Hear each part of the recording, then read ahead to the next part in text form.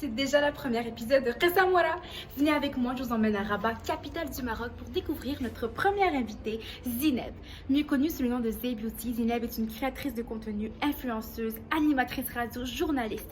Son compte Instagram compte plus d'1 million d'abonnés et sa chaîne YouTube, donc mode, fashion, lifestyle, compte plus de 300 000 abonnés.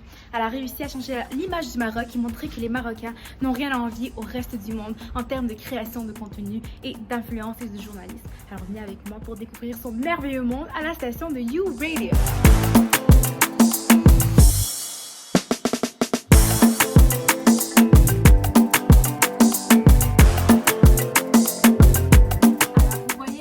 Avec Zineb aka Zay Beauty. Aujourd'hui, on va découvrir son univers, qui elle est derrière ce monde d'influenceuse, de créatrice de contenu. Et aujourd'hui, on est ici au studio donc, de U Radio, la nouvelle radio qui fait vraiment fureur partout au Maroc.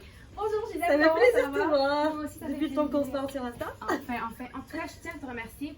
Je pense que tu représentes exactement c'est quoi l'hospitalité marocaine.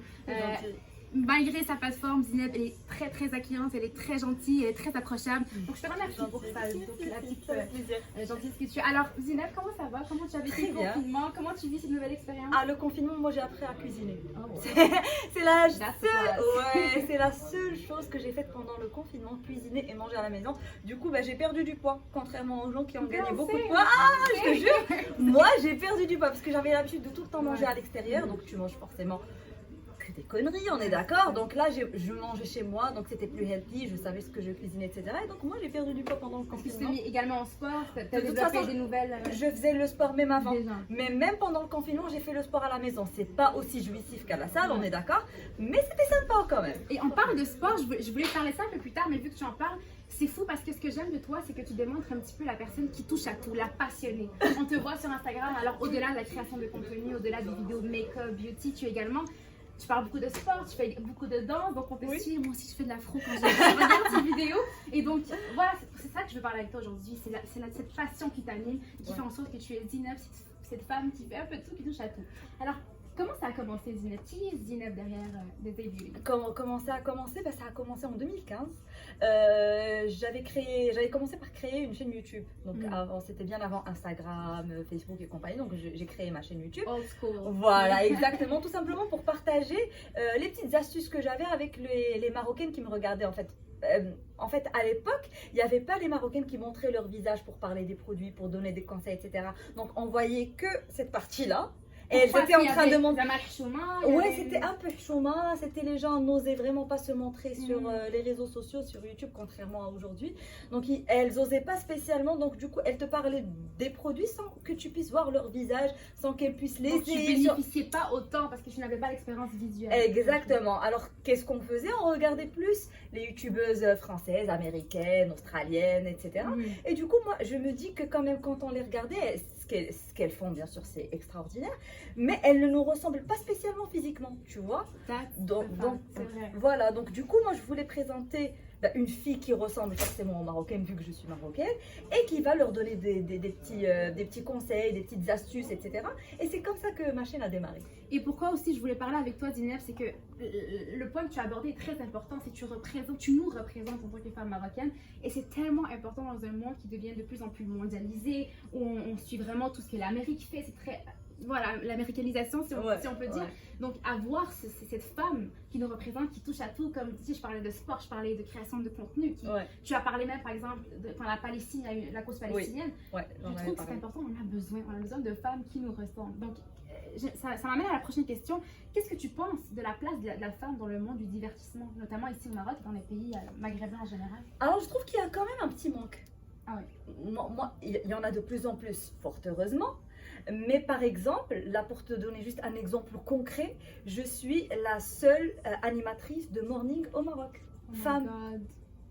Guys, tu vois? Écrivez. Mais c'est vrai, il faut faire quelque chose. Je suis la seule parce que les mornings, on va dire que même en France c'est un petit peu le cas. Les mornings, ce sont les hommes qui font le morning. Mais pourquoi? Est-ce qu'il y a une raison spécifique qui explique ce...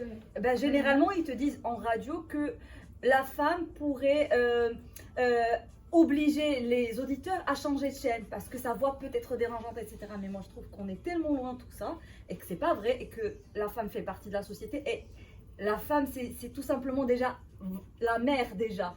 Donc, tout t'émanes de cette personne-là. Personne. Donc tu peux pas dire que sa voix va te déranger, je trouve ça limite ridicule. Et du coup, c'est un petit peu le cas dans toutes les radios. Même en France, même en Europe, il y a beaucoup de radios où les mornings, tu vois tout le temps que ce sont des hommes qui font les mornings. Sauf en Australie, où beaucoup de femmes tiennent la partie principale ou l'animation d'un morning. Et là, on est vraiment le premier et le seul morning dirigé par une femme. Wow. J'ai avec moi un homme, mais c'est un morning dirigé par une femme. Et ça, c'est une première. Wow, c'est magnifique.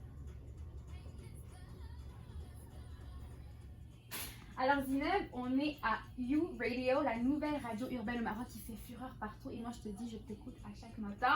Ça me Je suis là, c'est Zineb, je fais mon petit story.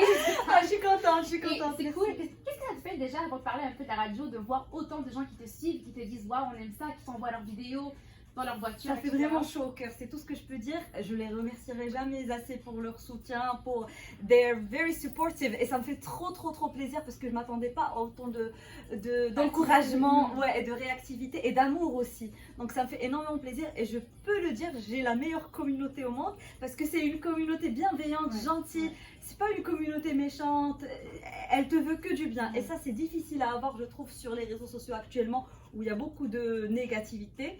Mais moi, j'ai une belle communauté, j'en suis vraiment très fière et très satisfaite. C'est quoi l'expression qui dit on récolte ce qu'on sème? Je crois que c'est ça, je pense que tu... Ouais. Parce que justement, tu démontres cette positivité et tu es très toi-même, tu es spontané, tu es authentique. Et c'est important parce que c'est pour ça qu'on a envie de te suivre, c'est pour ça qu'on a envie de te découvrir. Donc, c'est juste un petit message. Et d'ailleurs, la radio, comment ça a commencé? Est-ce que c'est plus ta carrière YouTube qui t'a amené vers la radio? Est-ce que c'est l'opposé? Non, c'est l'opposé. Moi, j'ai fait des études de journalisme à la base. Donc, ouais, j'ai fait des études en journalisme au Maroc, à Rabat, dans la seule école de journalisme public au Maroc. Donc, c'est un bac plus 4 et je me suis spécialisée en audiovisuel. Et ensuite, j'ai fait des stages, j'ai travaillé directement alors que je faisais encore mes études. J'étais en 3e année et je travaillais en même temps dans une autre radio. Et par la suite, j'ai fait un master en marketing communication pour mieux comprendre le monde de la radio, etc. Et donc non, moi ça fait genre juste, j'ai 14 ans d'expérience en radio. Donc c'était la radio en premier. Et par la suite, j'ai décidé de lancer YouTube parce que, comme je t'ai dit, je trouvais qu'il n'y avait pas des gens qui vraiment prodiguaient de bons conseils aux Marocaines, etc. Et c'est de là où j'ai lancé ma chaîne YouTube. Et je trouve que YouTube m'a beaucoup aidé dans la radio. C'est pas le contraire. C'est, ouais, je trouve que YouTube a amené un côté plus proche des gens. Ah oui. Que peut-être je n'avais pas auparavant. Et du coup, franchement, non, c'était une très belle expérience. Mais la radio, c'est un métier de passion que je fais depuis très longtemps et je ne suis pas prête de le laisser tomber. Et j'aime le fait que tu parles un peu de tes études. Je veux qu'on rebondisse sur ça parce qu'on est. Alors, on a les résultats du bac qui viennent sortir ici au Maroc.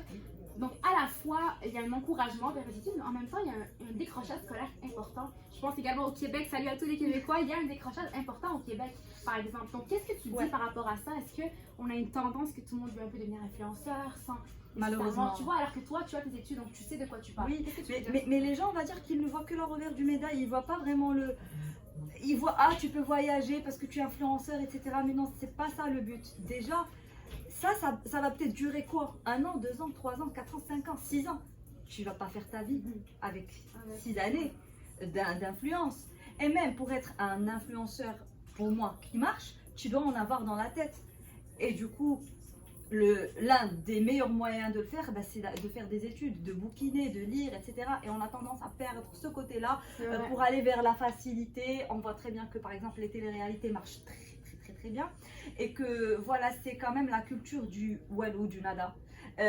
Et c'est pas bon. Parce que les gens ont tendance à vouloir fournir le moins d'efforts possible pour arriver à leur fin. Et ça ne marche pas comme ça. Et il faut se dire que ce qui va vraiment durer, c'est les études que tu as fait, c'est les diplômes que tu auras obtenus et qui vont t'aider à avoir une carrière. Parce que l'influence, c'est bien quand tu le fais par passion, mais quand tu es déjà obligé de faire de l'influence, déjà tu es pas honnête. Parce que quand tu en fais vraiment un métier exclusif, tu peux pas dire à une marque non, j'ai pas envie de travailler avec toi parce que je ne suis pas convaincue de ce produit-là. tu as besoin d'argent, c'est un boulot, donc tu vas accepter toutes les collaborations, chose que je ne fais pas du tout. Je pense que je refuse la moitié des collaborations et j'accepte que ceux qui me conviennent le mieux. Et ça, merci d'avoir accepté de participer à ça. Non, mais c'est très important ce que tu dis. Mais justement, Hachid, tu nous racontes, pour glisser un petit mot en arabe, qu'est-ce que la population marocaine pense de ça? Parce que tu as parlé de la culture du Walou. Est-ce que tu reçois des fois des critiques, que ce soit de la famille, ton entourage, ou même en général, des gens qui vont dire, ben là, elle a rien dans la tête, c'est une influenceuse. Qu'est-ce que tu réponds à ce genre de commentaires?